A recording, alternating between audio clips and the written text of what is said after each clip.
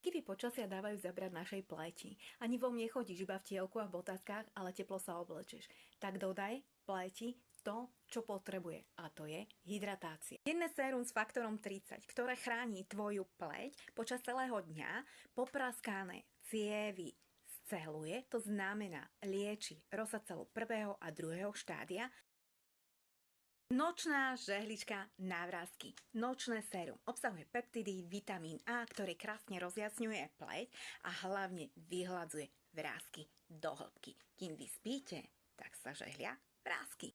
Gelová maska. Ja tento zázrak proste milujem. Obsahuje kyselinu hyaluronovú, nemusí sa umývať, pre ženy, ktoré sú vyčerpané, unavené a ktoré majú veľmi suchú pleť. Jednoducho to dáš na to krém a ideš spať.